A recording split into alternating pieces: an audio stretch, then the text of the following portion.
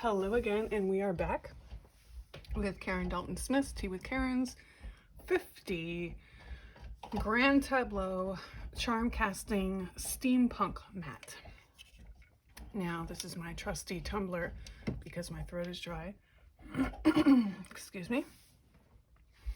Now, there are several ways of using this mat. You can throw your charms and cover each of the houses and have a giant Grand Tableau read. You can scatter your charms and read, the 3, 4, however many charms that land and read the houses that they land in. You could scatter charms over a 9 box and use the houses, as they're called, as your significator or area of life that you're looking at, which is basically what we're doing here. Except instead of doing a 9 box, we're doing one little area. Or you could do what I did and just use the one little area.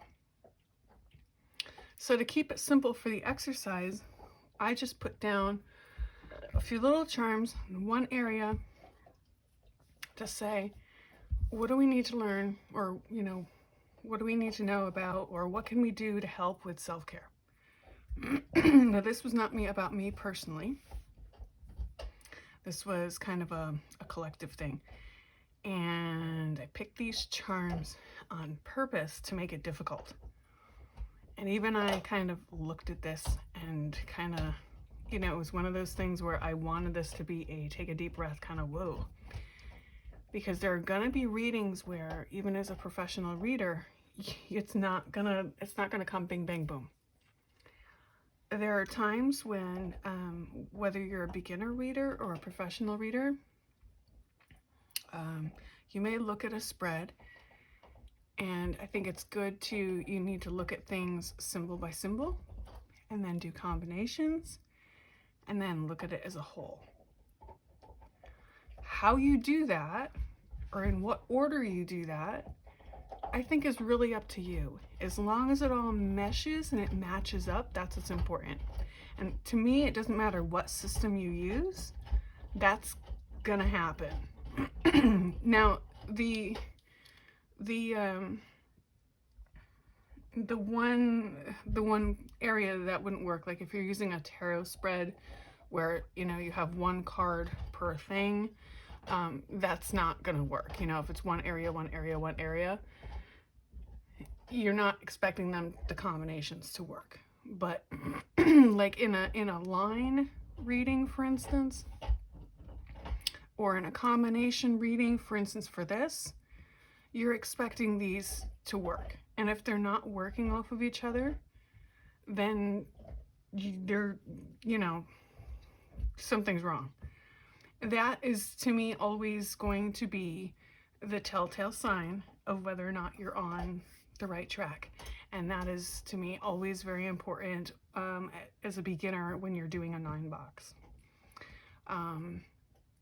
So in terms of what order to go in, that is where going with one charm at a time and then moving on to combinations is going to help you if you're stuck, especially in a reading like this.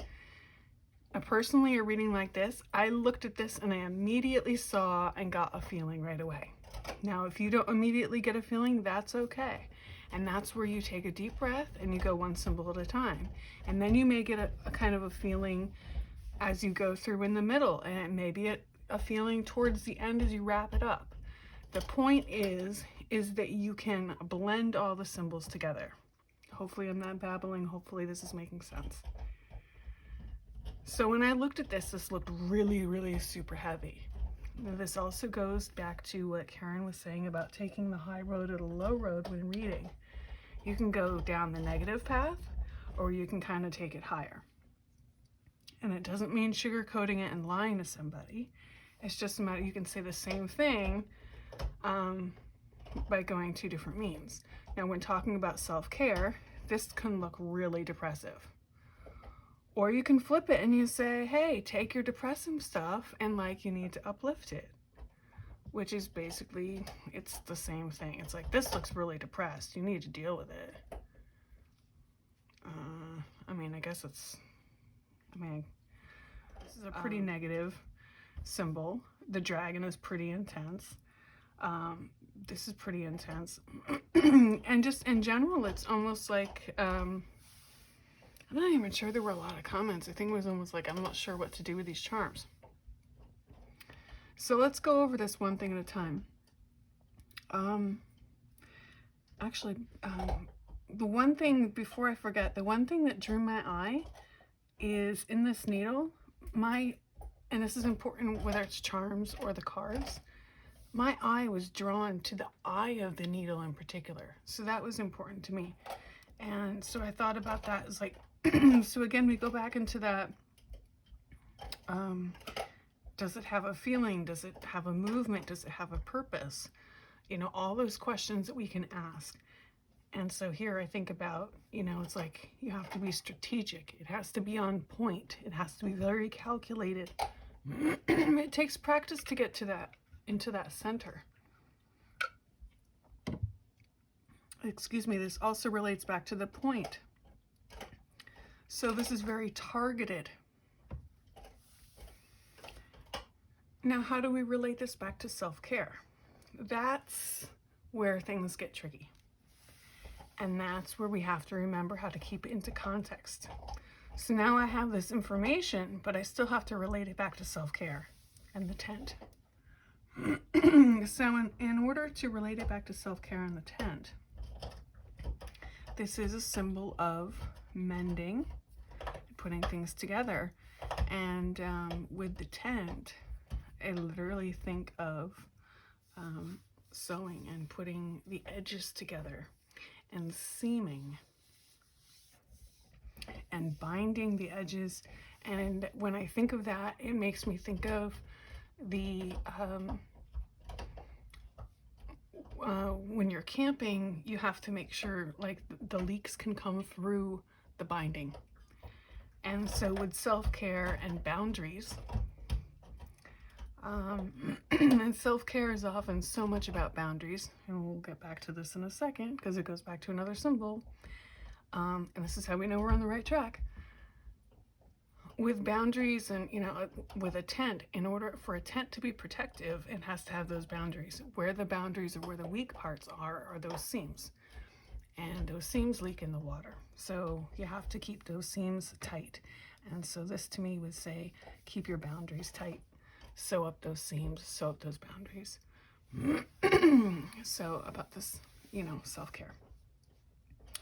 Interestingly enough, this noose, which can be a very negative symbol, let's flip it to the positive, because again, this is about self-care. So let's go high for a minute. For me, this is a symbol that relates back to knot tying being about binding and binding negative energy, binding. It goes back to magical traditions. You tie knots, and it's a magical thing. You tie knots, and you know, it's done. Knitting, crocheting, those are all forms of binding rituals. And it interestingly enough goes back to self-care with, you know, we go back to mental health, and we do crafts for mental health, and it's supposed to be calming and stuff like this. And I often wonder if it has to do with knot tying and binding. So we have, you know, can you do any binding crafts in order to bind negative energy? In addition, with the noose, it makes me think of Boy Scouts and Boy Scouts learning knot tying and such things, again relating back to the tent and, you know, literal camping. So, which goes back to survival skills. What skills can you learn to help reinforce your sense of literal survival skills of self-care and, you know, those foundational self-care aspects? The recycling symbol also to me goes back to the Boy Scouts, who are always reusing, recycling. Reminds me of that old adage, adapt, accept, adapt, overcome.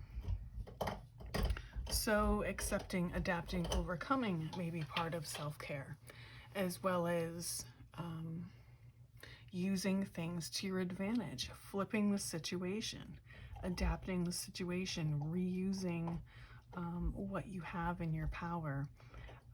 transmuting old energies, taking old negative things from your past and making the best of it.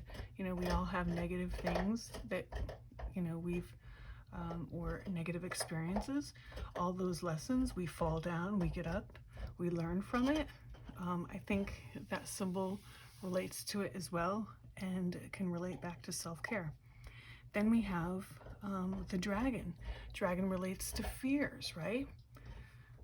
Now, how do we relate this to self-care? Dragon also relates to imagination, and it relates to how we can find power in overcoming and remembering that our fears are often just that. They're larger than life, or we think they're larger than life, but they're figments of our imagination. They're really nothing, and we need to pop that bubble. And there's our needle to pop that bubble. So we literally have all the tools in our power. Here we go. And this is happening as, like, this is coming to me as I'm, you know, recording this. We have all the tools necessary to relinquish our fears and to take control of them with this needle. Ha-ha! We can also use this as imagination and creativity, and crafting. This is also a symbol of crafting.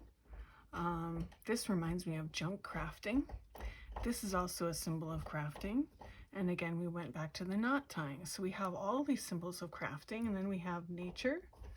So, you know, it's like all these things relate back to self-care, and then how can we relate it all together? Dun, dun, dun, dun. So, you know, you have all the tools necessary. You can adapt tools to your advantage. This is also an adaptive tool, and that you can get creative about it. This is kind of like MacGyvering the situation. So what once seemed very negative is now almost like kind of very creative and reminds me of a kid playing in the forest. So I hope that helps you go from stuck to opening your imagination and seeing a world, if not a novel, of possibilities. So to wrap up that one last thing that I was saying about boundaries, I mentioned that I would get back to boundaries. Ropes are multi-purpose tools, and ropes are one way of making fences. So ropes are a form of boundaries. So there you go, there you have it. Now, another way to look at these charms would be to, in terms of fears, people often revisit their fears. They recycle, they think about it, they overanalyze, it goes over and over in the mind. And this charm often thinks about this. This goes back to low road, thinking about it over and over and over again. So this would tell me, stop thinking about, stop going over and over and over about it. Let it go, leave things in the past, leave your fears in the past, leave the overthinking in the past, literally let it go, put it to rest, put it, you know, like put it to death, or let go of your hang-ups would be another way of putting this charm of, you know, hanging. And then also with the point, it would be focus on your healing, because this, again, focusing on mending and self-care. Be focusing on the healing, let go of your hang-ups, and leave this, you know, the over-analytical, put a death to it.